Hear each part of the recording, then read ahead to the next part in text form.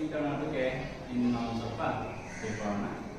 ವರ್ಗ ಸಮೀಕರಣ ಅಂದರೆ ನಿಮ್ಮ ಅಧ್ಯಾಯಕ್ಕೆ ಎಷ್ಟು ಪ್ರಮುಖ ಅಂಕಗಳು ನಿಂತಿರ್ತವೆ ಮತ್ತು ಈ ಚಾಪ್ಟರ್ ಮೇಲೆ ಇಲ್ಲಿವರೆಗೆ ಏನೇನು ಕೇಳಿದ್ದಾರೆ ಮತ್ತು ಇದರ ಅಭ್ಯಾಸಗಳು ಅಭಿಪ್ರಾಯವನ್ನು ಎಲ್ಲ ನೋಡ್ಕೊಂಡು ಈ ಪ್ರಾರಂಭದಲ್ಲಿ ವರ್ಗ ಸಮೀಕರಣಗಳು. ವರ್ಗ ಸಮೀಕರಣಗಳು ಅಂತಂದ್ರೆ ನೀವು 9ನೇ ತರಗತಿಯಲ್ಲಿ ಕಲಿತೀರಿ. ಆಲ್ರೆಡಿ ವರ್ಗ ಸಮೀಕರಣ ರೂಪವನ್ನು ಬಹುಪದಗಳ ಪಾಠದಲ್ಲಿ ನೀವು ಕೂಡ ಕಲಿತಿದ್ದೀರಿ. ಹಾಗಾದ್ರೆ ಅಧ್ಯಾಯ 4 ವರ್ಗ ಸಮೀಕರಣ. ವರ್ಗ ಸಮೀಕರಣಗಳು ಅಂದ್ರೆ ವರ್ಗ ಅಂದ್ರೆ ನೋಡಿ ಪಿ ಆಫ್ ಎಕ್ಸ್ ಎಂಬುದು ಡಿಗ್ರಿ 2 ಆಗಿರುವ ಬಹುಪದೋಕ್ತಿಯಾಗಿದ್ದರೆ ನೋಡಿ ಡಿಗ್ರಿ ಆಗಿರ್ತಕ್ಕಂಥ ಪಿ ಆಫ್ ಎಕ್ಸ್ ಅಂದ್ರೆ ಯಾವುದೋ ಒಂದು ಚರಾಕ್ಷರದ ಘಾತ ಏನಾಗಿರ್ತಕ್ಕಂಥ 2 ಆಗಿರ್ತದೆ. ಅಂದ್ರೆ ಇಲ್ಲಿ ಡಿಗ್ರಿ 2 ಆಗಿತ್ತು ಅಂದ್ರೆ ಇದಕ್ಕೆ ಅಂತ ಕರಿತೀವಿ ವರ್ಗ ಬಹುಪದೋಕ್ತಿ, ವರ್ಗ ಸಮೀಕರಣ. ನೋಡಿ ಡಿಗ್ರಿ 2 ಆಗಿರುವ ಬಹುಪದೋಕ್ತಿ ಆಗಿದ್ದರೆ ಪಿ ಆಫ್ ಎಕ್ಸ್ ಇಲ್ಲಿ 0. ಪಿ ಆಫ್ ಎಕ್ಸ್ ರೂಪದಲ್ಲಿ ಯಾವುದೇ ಸಮೀಕರಣವು ವರ್ಗ ಸಮೀಕರಣ ಅಂತ ವರ್ಗ ಸಮೀಕರಣ ರೂಪದಲ್ಲಿ ಇರುತ್ತದೆ. ನೋಡಿ ಇದರ ಆದರ್ಶ ರೂಪ ಆಲ್ರೆಡಿ ನೀವು ಬಹುಪದೋಕ್ತಿ ಅಧ್ಯಾಯದಲ್ಲಿ ಕಲಿತಿರ್ತೀರಿ. ಆದರ್ಶ ರೂಪ ಅಂತಂದ್ರೆ ಇದು ax² + bx + c ಇದು ವರ್ಗ ಬಹುಪದೋಕ್ತಿಯ ಆದರ್ಶ ರೂಪ. ಇಲ್ಲಿ ಒಂದು ರೂಲ್ಸ್ ಹೇಳ್ತಾರೆ, ಏನಾಗಿರಬಾರದು, a 0 ಆಗಿರಬಾರದು. a 0 ಆಯಿತು ಅಂತಂದ್ರೆ ಇದು ಏನಾಗ್ತದೆ, a ಯಾಕೆ 0 ಆಗಬಾರದು ಅದು ಹೇಳಕ್ ಕಾರಣ ಏನು ಅದು ಗೊತ್ತಿರಬೇಕು. ನೋಡಿ ಇಲ್ಲಿ ಆದರ್ಶ ರೂಪ ಅದ ಏನಂತ, ax² + bx + c is equal to 0 ಅಂತ ಇದು ಆದರ್ಶ ರೂಪ. ಒಂದು ವೇಳೆ ನೀವೇನಾದರೂ a ನ ಬೆಲೆ 0 ಎಂದು ತೆಗೆದುಕೊಂಡಾಗ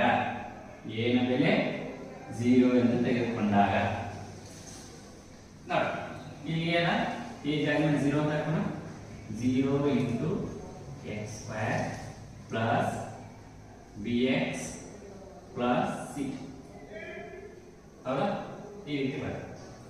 0 ಇಂದ ಯಾವುದೇ ಒಂದು ಸಂಖ್ಯೆಯನ್ನು ಒಂದು ಅಥವಾ ಚರಾಕ್ಷರವನ್ನು ಗುಣಿಸಿದಾಗ ಏನು ಬರ್ತೈತಿ, ಬಳ್ಳಿ 0ನೇ ಬರುತ್ತೆ. ಹೌದಾ, ಮುಂದೆ ನೋಡ್ತೀವಿ plus bx + c is equal to 0.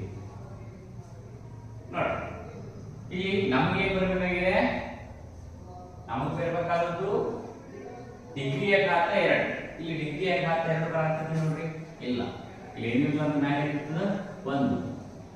ಹಾಗಾದ್ರೆ ಇದು ಬೆಲೆನೇ 0 ಅಂತ ಬಂತು. ಇಲ್ಲಿ ಏನಿತ್ತು, b ನ x ನ ಘಾತ 1 c is equal to 0. ನೋಡಿ ಈ ಸಮೀಕರಣ ಯಾವ ರೂಪದ್ದಾಗಿದೆ ಅಂದ್ರೆ ಇದು ರೇಖಾತ್ಮಕ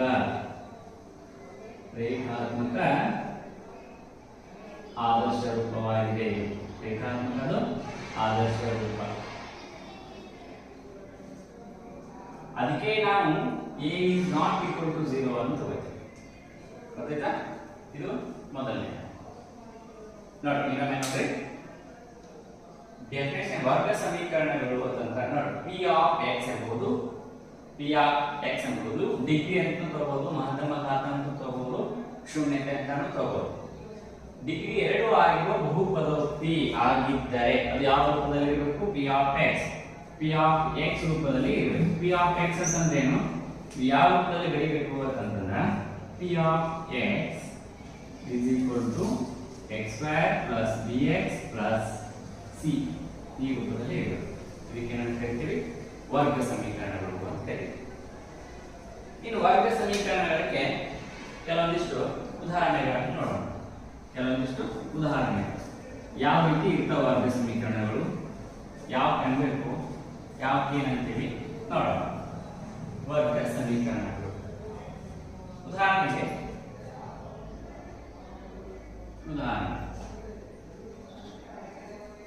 ವರ್ಗ ಸಮೀಕರಣಗಳು ಯಾವ ರೂಪದಲ್ಲಿ ಇರ್ತಾವಂದ್ರ ಇದರ ಆದರ್ಶ ರೂಪ ನಿಮ್ಗೆ ಆಲ್ರೆಡಿ ಗೊತ್ತದ. ಯಾವುದೇ ಒಂದು ವರ್ಗ ಸಮೀಕರಣ ಬರೀಬೇಕು ಅಂತಂದ್ರ ಅದು ಯಾವ ರೂಪದಲ್ಲಿ ax² + bx + c = 0. ಇದು ನೋಡಿ ನಾವು ಕೇವಲ ಇಷ್ಟು ಬರೆದೇವಂದ್ರ ಇದು ಆದರ್ಶ ರೂಪ ವರ್ಗ ಬಹುಪದೋಕ್ತಿ. ಇದು ಏನಿಸಲ್ಲ, ಇದು ವರ್ಗ ಬಹುಪದೋಕ್ತಿ.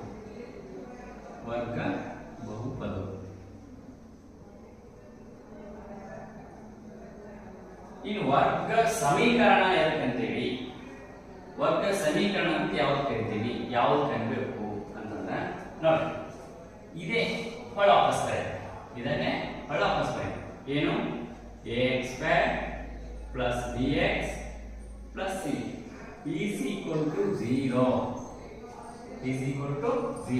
ಇಲ್ಲಿ ಏನು 0 ಅಂತ ತೆಗೆದುಕೊಂತೇವಲ್ಲ ಇದಕ್ಕೆ ಏನಂತೀವಿ ವರ್ಗ ಸಮೀಕರಣ. ವರ್ಗ ಸಮೀಕರಣ ನೋಡಿ ಇದನ್ನ ಬಂದಿವಿ ಕೇವಲ ವರ್ಗ ಬಹುಪದೋಕ್ತಿ ಅಂತ ನಾವು ಕರಿತೇವೆ. ಇಲ್ಲಿ ಅಂತೀವಿ ವರ್ಗ ಸಮೀಕರಣ.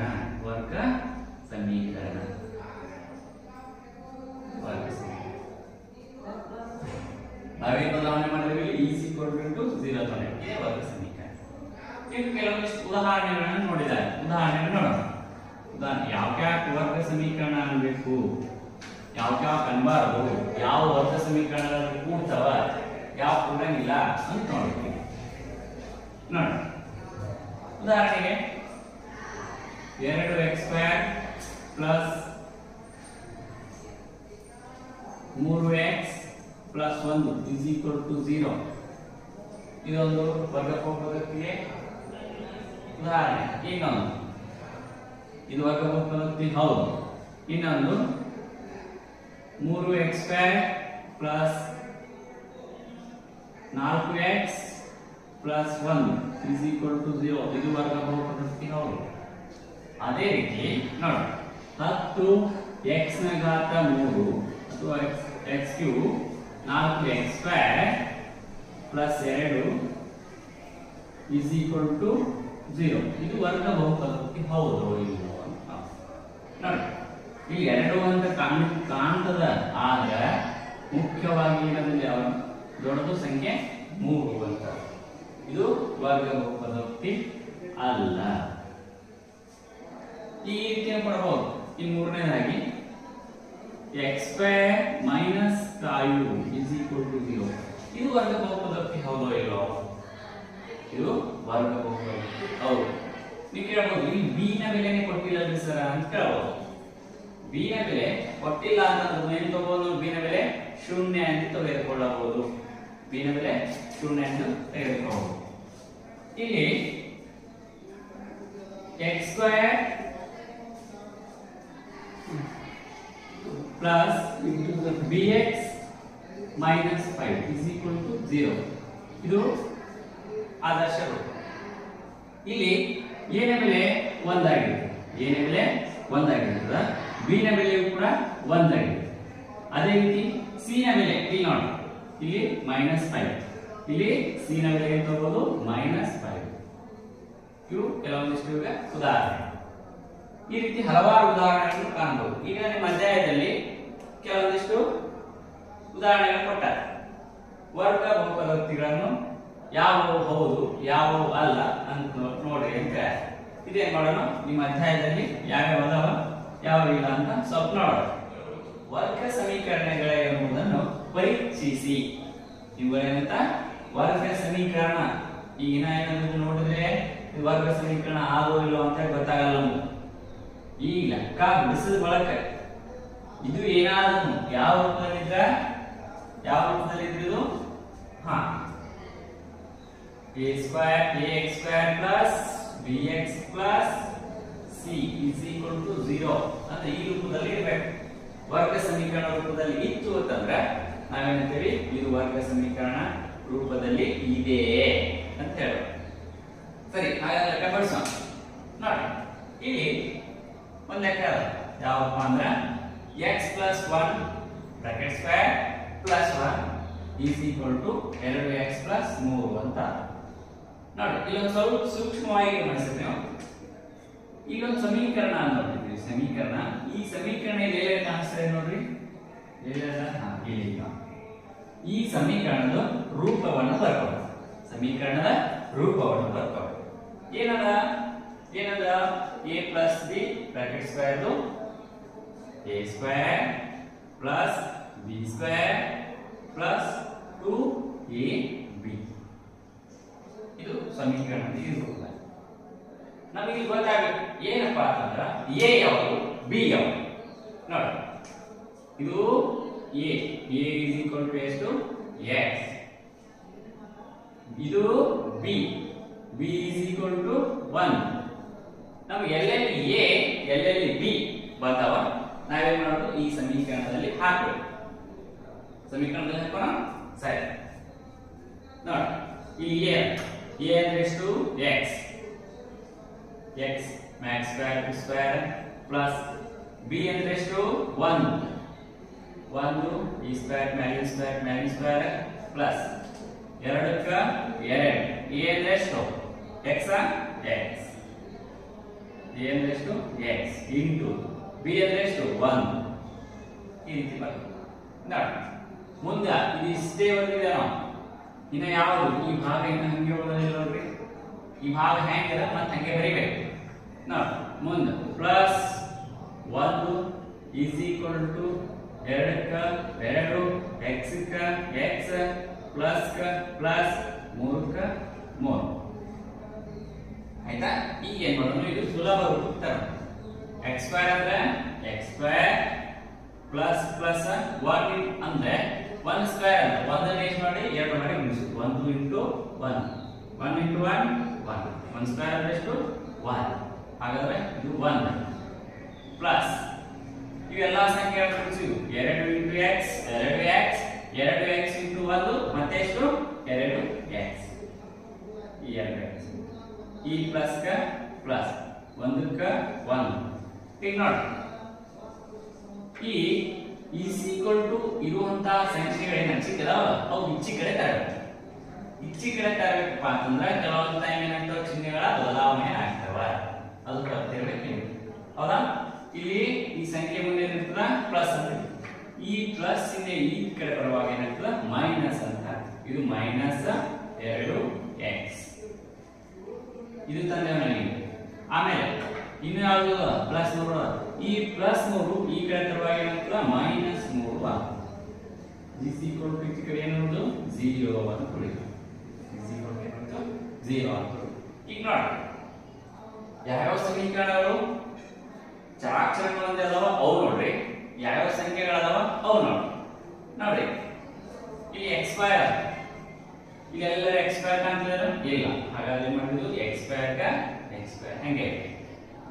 ಇನ್ನು ಪ್ಲಸ್ ನೋಡ್ರಿ ಇಲ್ಲಿ ಒಂದು ಸಂಖ್ಯೆ x ಸ್ಕ್ವೇರ್ ಅನ್ನ ನಾವು ಯಾವಾಗಲೂ ಯಾವ ರೀತಿ ಅಂದ್ರೆ ಇಳಿಕೆ ಕ್ರಮದಲ್ಲಿ ಬರ್ಕೋತ ಹೋಗಬೇಕು.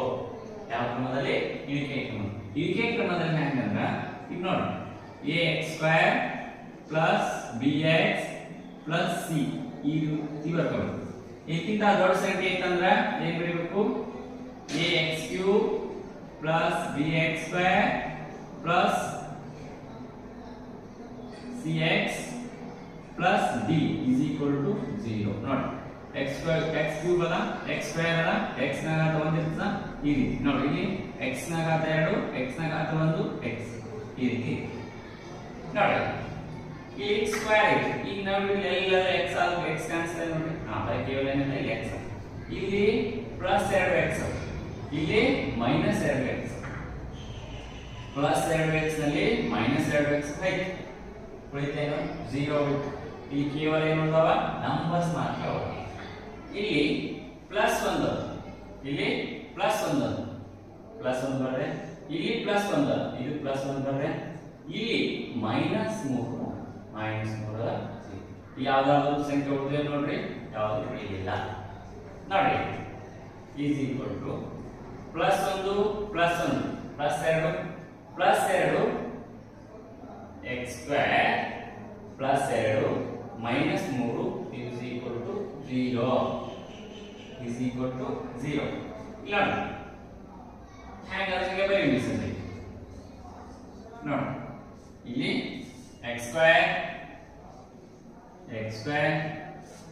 ಮೈನಸ್ 3ರಲ್ಲಿ ಪ್ಲಸ್ 2 ಅನ್ನು ಕಳೆಯಿರಿ ನೋಡಿ ದೊಡ್ಡ ಸಂಖ್ಯೆ ಪ್ಲಸ್ 2 3 ಕಡೆಗೆ ಬರಲ್ಲ ಆದ್ರೆ ದೊಡ್ಡ ಸಂಖ್ಯೆ ಒಳಗೆ ಸಣ್ಣ ಸಂಖ್ಯೆ ಕಳೆಯಿರಿ ದೊಡ್ಡ ಸಂಖ್ಯೆ 3 ಅಲ್ಲ ದೊಡ್ಡ ಸಂಖ್ಯೆ 3 2 ಕಳೆಯಿರಿ ಎಷ್ಟು ಉಳಿತು 1 ಉಳಿತು ದೊಡ್ಡ ಸಂಖ್ಯೆ ಚಿಹ್ನೆ ಯಾವ್ದದ 1 ಅದ 1 ಮೈ ಯಾವ್ದು ದೊಡ್ಡ ಸಂಖ್ಯೆ ಚಿಹ್ನೆ ಯಾವ್ದದ ಮೈನಸ್ is equal to ಎಷ್ಟಿತ್ತು 0 is equal to 0 ಈ ರೂಪ ನೋಡಿ ಸದಾ ಇದು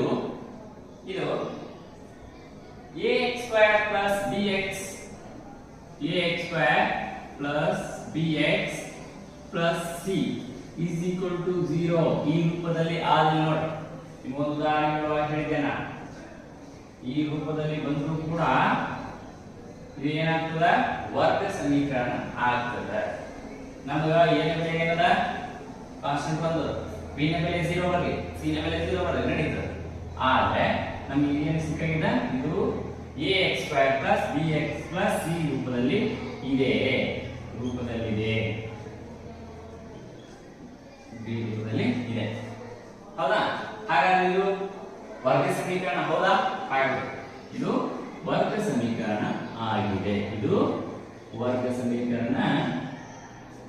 ಸಮೀಕರಣ ಆಗಿದೆ